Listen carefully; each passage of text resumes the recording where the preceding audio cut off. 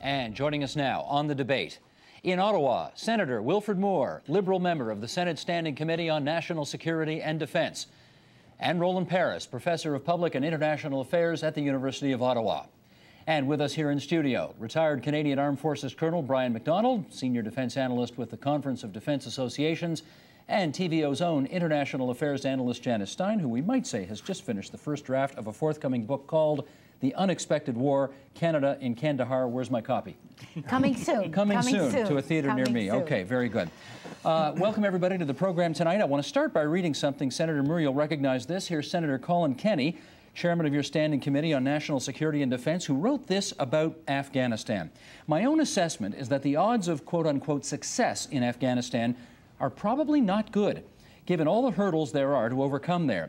These include the Taliban's fierceness and resilience, its capacity to hide out in Pakistan, the high level of collateral damage that has been inflicted by Canadian missions, which causes major resentment within the local population, the massive amount of corruption within the government we are trying to rebuild, the feudal traditions that stand in the way of democracy, and the pathetic amount of support that Canadian troops are getting from our NATO allies. Let us combine that with what we hear from the President of the United States, George W. Bush, who had this to say about Afghanistan. Roll tape, please. As well, allies must lift restrictions on the forces they do provide,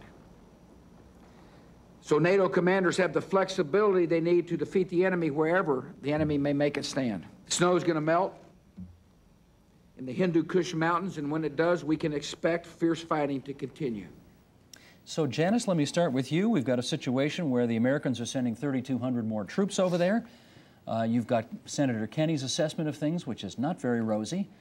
What difference will those troops make to the mission in Afghanistan? Well, it's quite interesting, Steve, because the Chief of the Defense Staff, Rick Hillier, was at lunch today in Toronto, and he made two comments just to this point.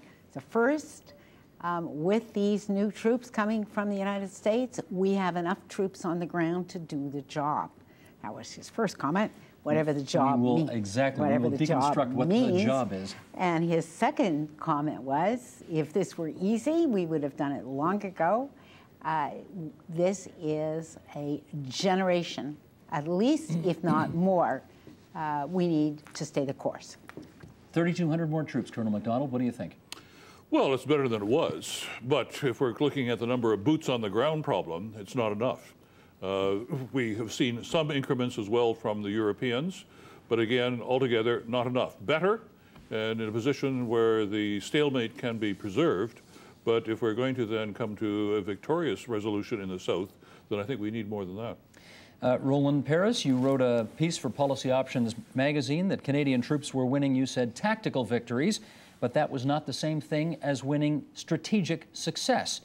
So let's understand the distinction. What for you would constitute strategic success? Well, first let me say, Steve, that I agree with your previous two guests that this mission has been under-resourced, undermanned, underfinanced for a very long time. Although 3,200 additional troops will make a difference, there are only 2,500 Canadian troops, and those 3,200 troops will be available to go to the places where the fighting is taking place, unlike, I should say, the 3,000 troops from Germany that are hiding out away from the fight. The difference between tactical victories and strategic victories is that the tactical victories are those that we're winning when we can find clusters of insurgents and our troops are able to defeat them. But the strategic victory is to be able to create an environment of security where the government is viewed by the majority of the population as legitimate, and where it can maintain a reasonable degree of security over most of the country, and we're still pretty far away from that now. Senator Moore, do you share your fellow senators' rather pessimistic outlook for the success of this mission? Well, those were certainly the comments that we heard when we were in Afghanistan prior to Christmas. I'm a little confused with regard to President Bush's announcement. Is it 3,200 troops in addition to what they have now, or are these replacing 3,200 that will be leaving? I'm not clear on that. New troops. And, it's new troops, yeah. And also, Ms. Stein mentioned that comments of General Hillier today, and we were advised by Brigadier General Tim Grant when we were the Canadian commanding officer in Afghanistan, when we were there in December, that he does not need more troops. Well, you know, it's quite interesting, Senator, because that's actually what the Chief of the Defense said, that this is enough troops. I have a suspicion that we are hearing that because there is an awareness that this is all they're going to get. This is what they need to make do with. But let's revisit that. You said, he said, yes. 3,200 troops more is enough to get the job done. What's the job? The job, as far as General Hillier is concerned, is not to defeat and vanquish the Taliban. And I think that's actually a very important point. The Taliban are part of Afghan society, part of Pashtun society in the House.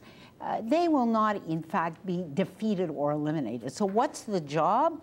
To progressively enlarge secure areas where the Taliban do not control the ground at night, and create enough space for villagers and townspeople to invest in the reconstruction that's necessary. That's the job. Do you agree with that, Roland Paris? That's what the job is? I do agree. As much as I would like to create differences among your various guests, I think that that is the job. And my concern is that the trends in Afghanistan have been really worsening over the last few years as a result of under-resourcing the mission and neglect, and particularly neglect on the part of the U.S. administration, which has been so preoccupied in Iraq.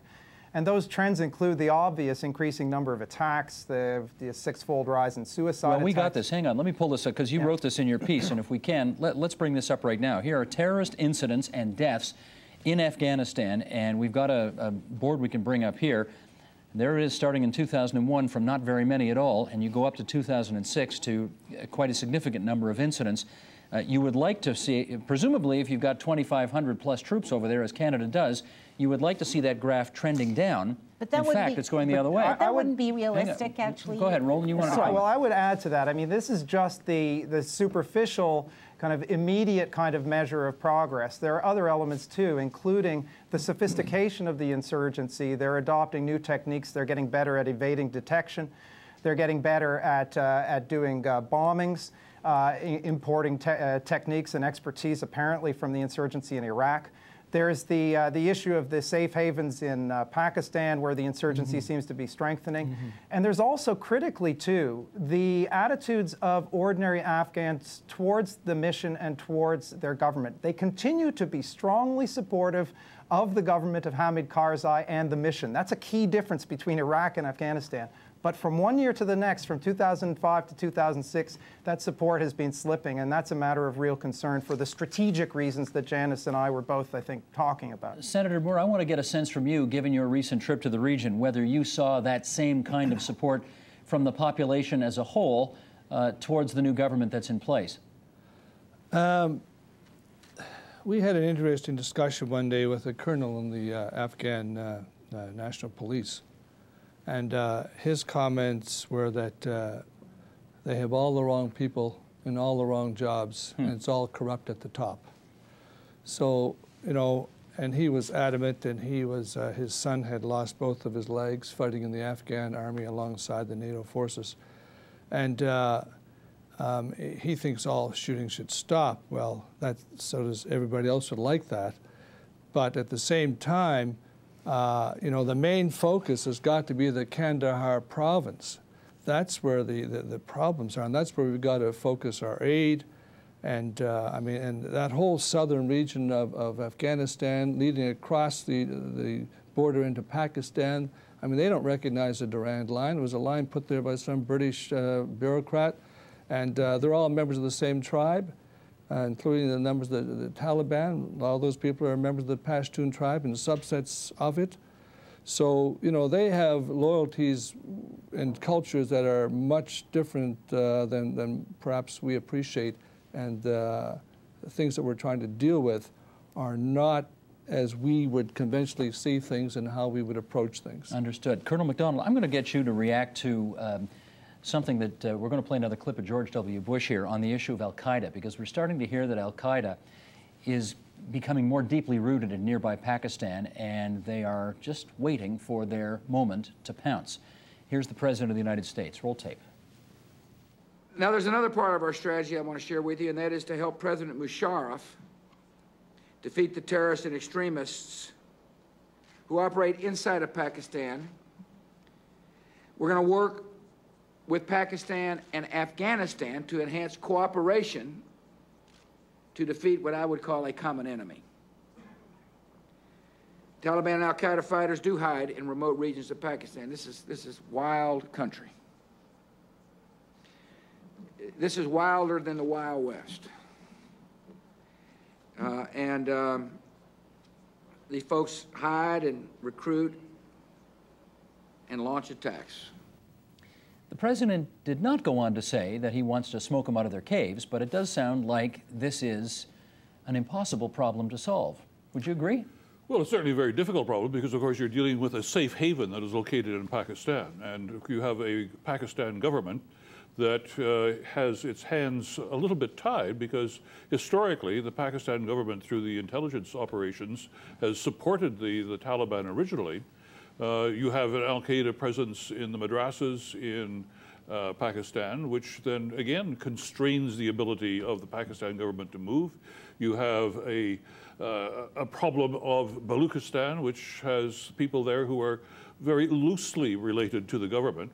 So it's a very complicated situation from the Pakistan government perspective to be able to deliver on closing the border and eliminating the safe havens that is now the support route for both the Taliban and the potential of an increased al-Qaeda participation. And as a military man, what do you think about the fact that France and Germany appear to be very unwilling to contribute more troops to this effort?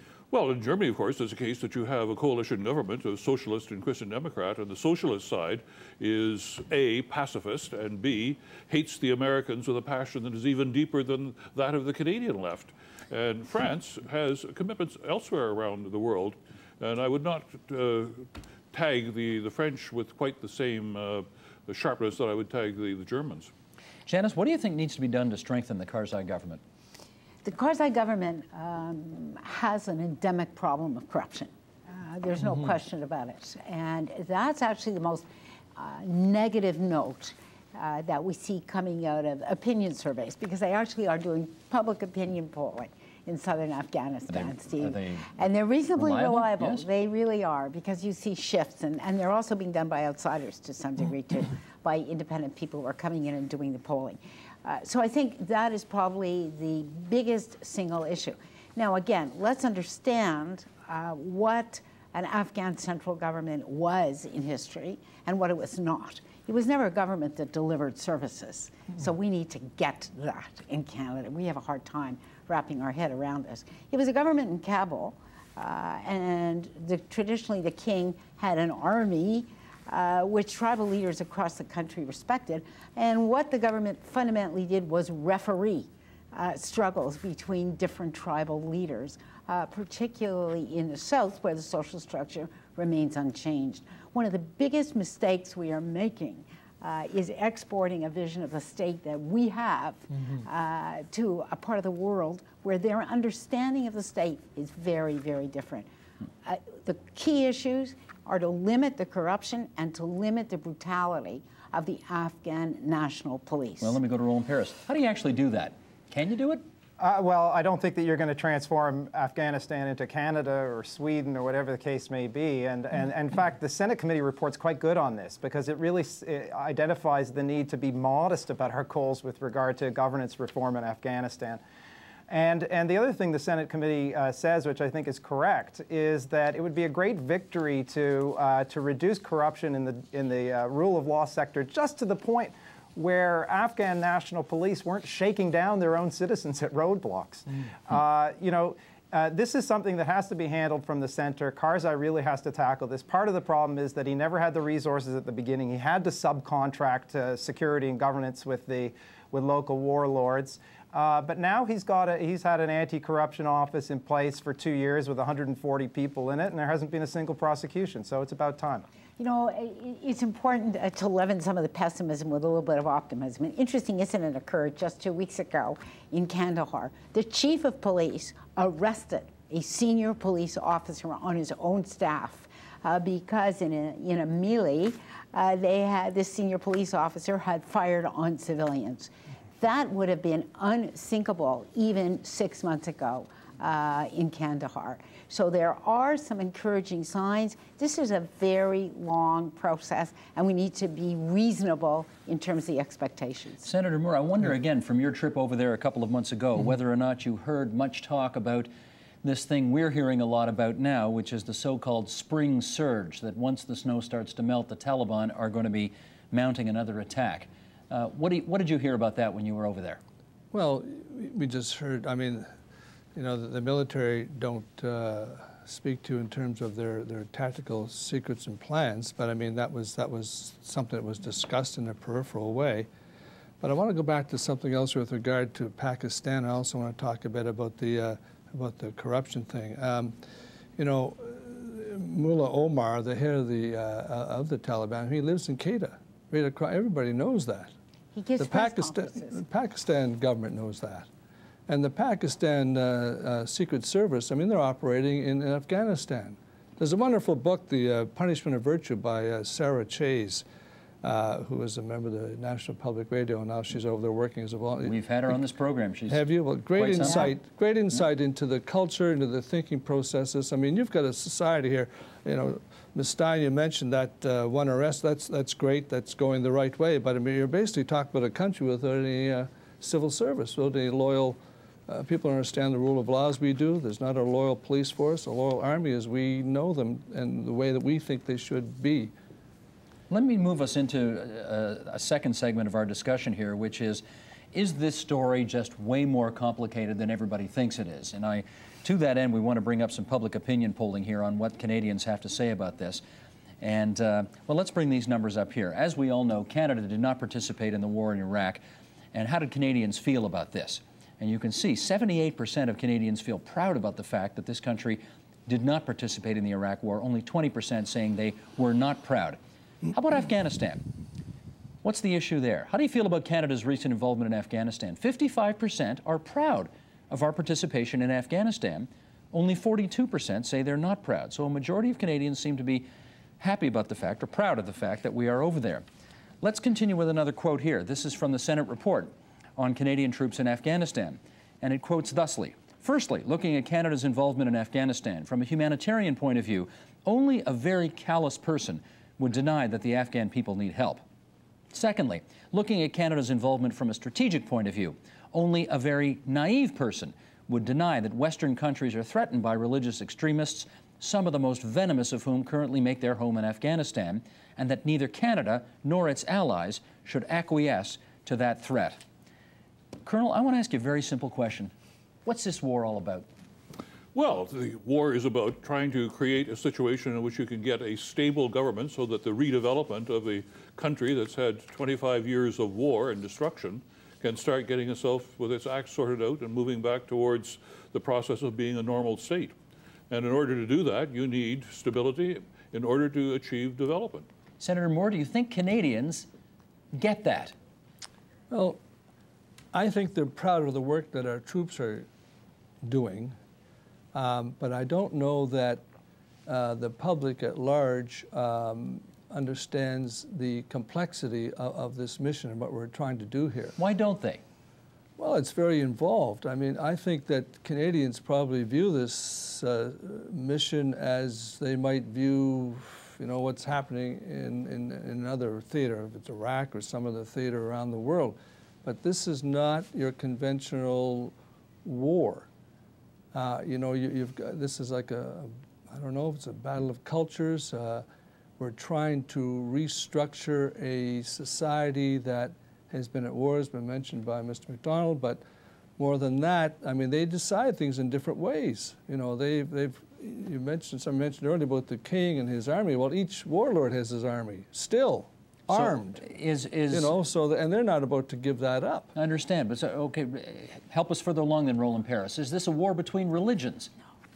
No, I don't think it's a war between religions. And to come back to your first question, which I'd rather answer, I think the Canadians don't know a lot of the detail about what's going on over there. I mean, it's tremendously complex. I think there's a certain amount of uneasiness about what Canada's role is and about what the prognosis is for the mission. Mm-hmm. On the other hand, I think that my sense is the Canadians understand a couple of basic and important facts. And one is that we are protecting most of the civilian population. We are protecting civilian populations in Afghanistan. And the truth is that if you look at all of those public opinion polls that Janice mentioned, there's a huge amount of support for the Karzai government and for the international mission, a huge amount of opposition to the idea of the Taliban coming back. Yes. So that's number one. Number two is we are also operating in our own interests because we have an interest in making sure that Afghanistan doesn't become a safe haven once again for transnational terrorists who don't differentiate between Canadians, Americans, or the apostate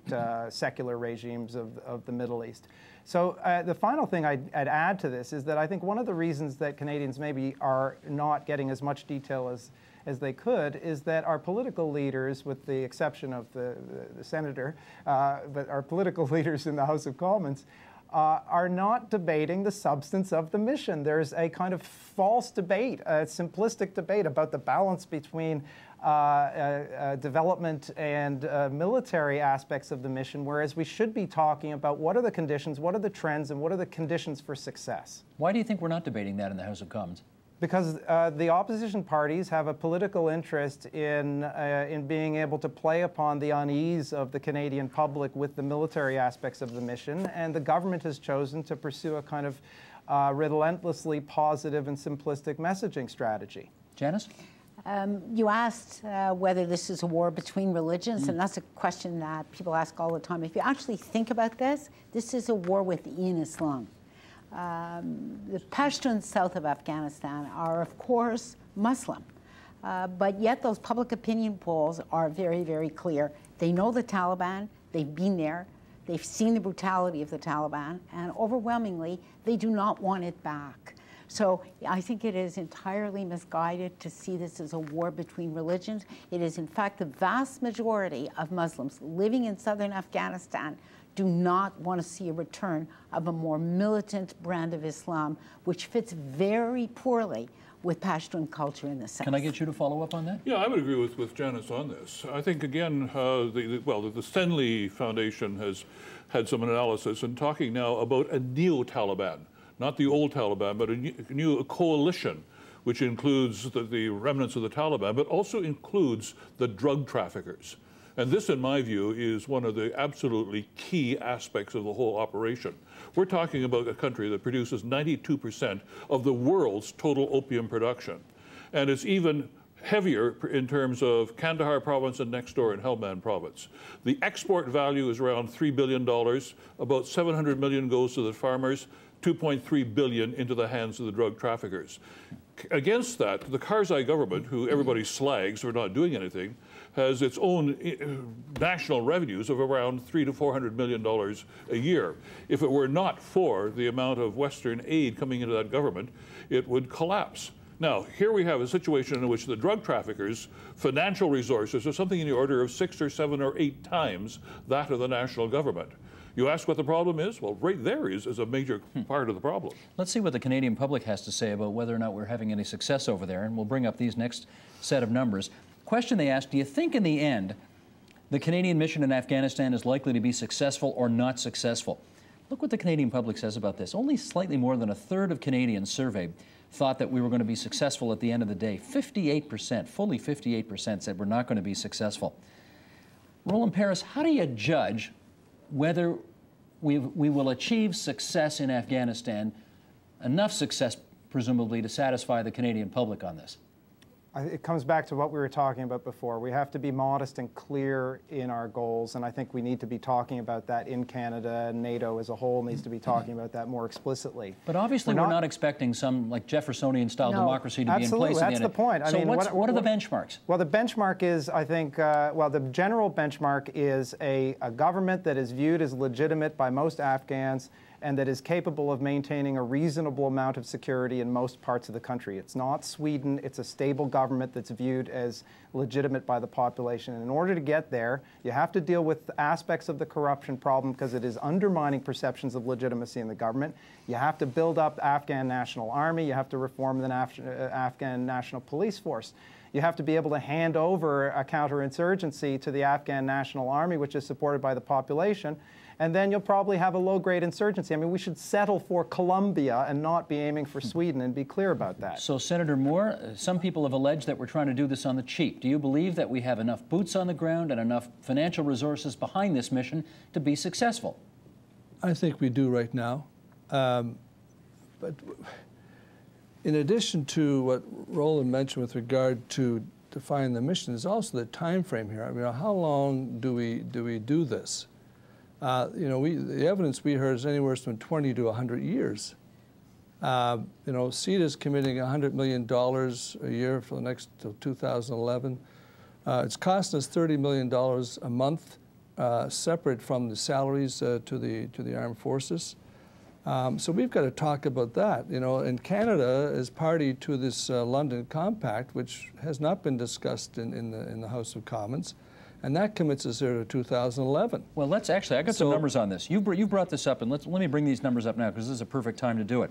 Once again, the Canadian public asked, how long should we have this mission taking place? In your opinion, should the Canadian forces stay in Afghanistan past the year 2009, which is where we're at right now, the length of the mission? Only 10% saying yes to that. How about stay in Afghanistan until 2009 and then have the troops return to Canada? 23%. But look at this.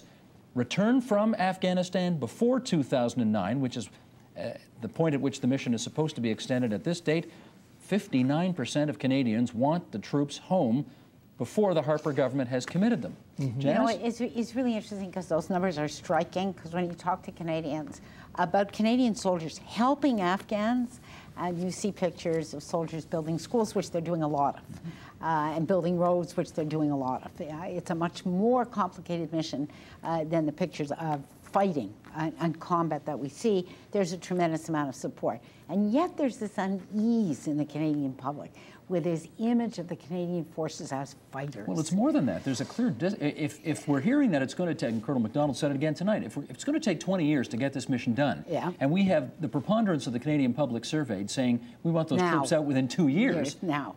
Would that really says that's a disconnect? It certainly is. That really says the Canadian public right now is not prepared to stay the course. But why do I think that's the case? And so I come back to what I was saying. Canadians still haven't come to terms with the fact that in addition to being excellent peacekeepers, we also have a tradition, the Canadian forces do have a tradition of fighting. That tradition was a long tradition. It's only, in fact, in the last 30 or 40 years that the Canadian public came, in a sense, to embrace this notion of our army as peacekeepers. General Hillier and what the Canadian forces are doing now in Afghanistan is, frankly, in the Canadian public's face on this issue. And that's why we're seeing the kind of ambivalence we are in the polling. Colonel MacDonald, would you agree that this mission is in some respects in the face of Canadians in a way that they're not traditionally accustomed to? In the face of some Canadians, because yes, again, the polls break very interestingly. There is a substantial chunk which is extremely supportive of the forces' current operations, which is a form of war. And there's this chunk that is totally opposed to that really believes that blue helmet peacekeeping. And there is a group in the center that shifts from one to the other, depending on what's on the screen on the week that prior to the poll was taken. You know that governments poll all the time, yes, on a whole range of issues. And not only on issue, you know, who you're going to support in an election, but they also poll on what language to use to explain policy. And there's been some fascinating stuff come out on this lately. Here's something from the Toronto Star just the other day, and I want to read this as we go into the final segment of our debate, which we're entitling, plain and simple, Do We Care About This Issue? Here's a report done for government. The report lists vocabulary, terms, phrases, and concepts to reinforce the message that the government is right about its commitment to the war in Afghanistan. And we should have spelled "it's" without the apostrophe. We all know that. They include rebuilding, restoring, reconstruction, hope, opportunities, and enhancing the lives of women and children. Now, Strategic Council, which is the polling company in question, also advised the government, quote, to avoid developing a line of argumentation too strongly based on values. While the value of human rights is strongly supported, there is a risk of appearing to be imposing Canadian values. And again, this does not seem to be the Canadian way. Yeah. A whole bunch of questions here. If Canadians aren't convinced that we need to be there, Roland Paris, to you first. Do you think changing the language or the way that the government explains the mission is really going to help? I'm not that interested in the aspect of how this story should be spun. I think that... Not spun, but sold. Obviously, there's a selling job that has yet to be successfully achieved. Well, I think that that's right. And I don't think it's just a matter of choosing the right words to resonate with people. I think it's a matter of actually providing more information that lines up better with the reality that we're getting, the news that we're getting from Afghanistan. So this relentlessly upbeat messaging doesn't line up well with the kind of mixed reports we're getting from Afghanistan. I think that honestly the Canadians would respond more positively if they felt that they were getting a broader, a nuanced picture of what the conditions were and what are some of the challenges we face. So, and I should say that if I'm right in remembering, the Harper government has said that there will be some kind of statement coming out on Afghanistan, and I hope that that statement will provide more detail, and maybe Canadians will respond to that. Senator Moore, I will tell you quite bluntly, we sat around last week at our editorial meeting to discuss this program, and we started from a premise that, but of course Canadians from coast to coast to coast care about this issue deeply, and that's why we're going to do it. And I played devil's advocate by saying, you know, I don't know that Canadians care all that much about this mission. I don't hear many people talking about it. And I want to know from your experience whether or not you think Canadians are really passionate and care about this mission and our country's role in it. I don't know. I don't think they're passionate about it, but I think by and large they are paying attention and they're informed. I've spoken to a couple of community groups about it and did a Q&A, question and answer afterward, and I was very surprised by the content of the questions. I mean, people are paying attention to this, and this is not, you know, this is not, and they know this. This is not peacekeeping in the Pearsonian tradition.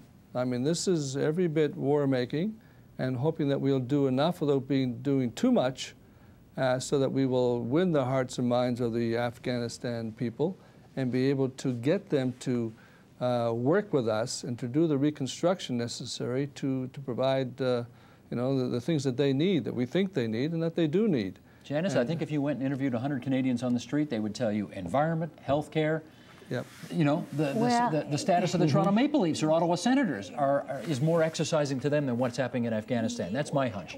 Maybe right this minute, but cast your mind back, Steve, to the spring this summer, when relentlessly, every weekend, it seemed to me, there were pictures of Canadians coming home in coffins and military funerals across this country. The public was hugely engaged. So what you're seeing, I think, is the November to February lull, which is weather-related. Who knows what the spring will bring? I do not believe, we talked about this only glancingly before, I do not believe we will have the same kind of spring as we had fall. The nature of the fighting will be quite different. But certainly this is dangerous work, and it is unfortunately very imaginable that we will have Canadian casualties again. That triggers very intense Canadian interest. Just before I get to Colonel MacDonald on this, you say you think the nature of the fighting will be different going forward from the past. What's going to be different? Well, we had a very unusual situation in September in which the Taliban reached a decision that they were going to fight a conventional battle in an effort to take control of Kandahar. And the Canadian forces inflicted a defeat in a very, very conventional battle. And our generals have talked about that a great deal. What we will see in the spring is a much more insurgency-type warfare, hit and run, harassment, bombs, attacks, but not the set stage piece kind of warfare that we saw last fall. Now, Colonel MacDonald, there's more to it than that, too. That's all true. But, go ahead, Senator. You know, we had a briefing one day with a member of one of our RCMPs over there training the Afghanistan National Police. And, you know, the training period is 5 to 7 weeks. And he said, most of them leave after 5 weeks. I said, why wouldn't they stay for the full 7 and get a paycheck for 7 weeks?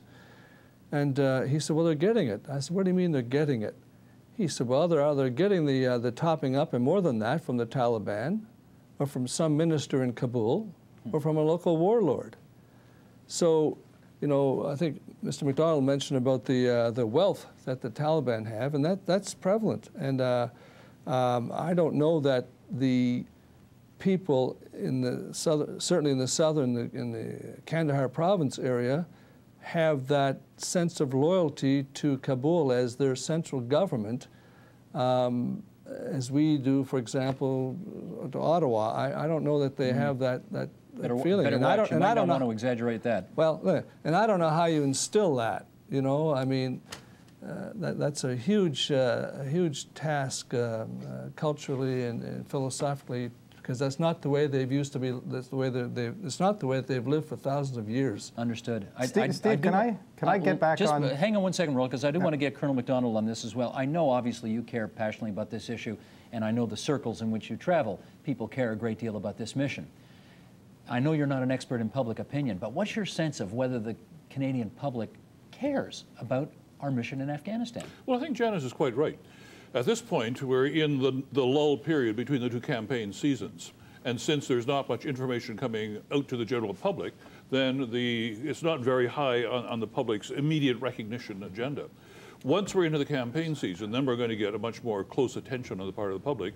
And depending on how the campaign goes, we will see shifts back and forward in public opinion. How about when you have events like took place this past week, where you have, you know, was it a homeless man in Afghanistan and a member of the police force being killed? Yes. Yeah, a couple of civilians killed by Canadian troops. What does that do to the That, of course, support? doesn't do very good things to the support. But I think here again, coming back into the campaign season, as Janice has pointed out, in the previous campaign season, they fought a conventional operation with the strategic objective of capturing Kandahar, and the Canadians defeated them quite handily. So I think we will see now the shift, as Janice has said, to the hit-and-run tactics, but I suspect that they will be targeting not so much the Canadian forces as the civilian population, because it's much easier to hit the civilian population than it is to take on the Canadians who are capable of self-defense. But a minute and a half to go. Go ahead, Roland Paris. Well, I think that that's right. And over the past year, we've seen that kind of small-scale operation, but we also saw the larger-scale operations. And I'm not entirely sure we've seen the end of the larger-scale operations. If you believe the kind of rhetoric coming out of some of the spokespeople of the Taliban, they're feeling very confident. And in fact, in the last month, they've taken over two small districts, including one where the British negotiated a truce with them. So that was really a wild situation, though. This was a case where there was a negotiated deal, and one of the mullah's brothers was killed by an airstrike in a rage. They stormed the village. They took over the police stations, government stations. Within 36 hours, they had left the village. So again, I wouldn't take that as much of an indicator that they are moving. Last week there was another district in the western part of Afghanistan that was taken over by Taliban fighters as well. So all I'm suggesting is that I think that we should be prepared for any possible range of efforts, and not least because the Taliban is not that coherent as a military organization. So different elements of the Taliban might try different things.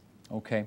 Roland Paris and Senator Wilfred Moore on the line from Ottawa. We're grateful that you were able to participate in tonight's discussion. And here in Toronto, Brian MacDonald, Janice Stein. Great to have you alongside as well.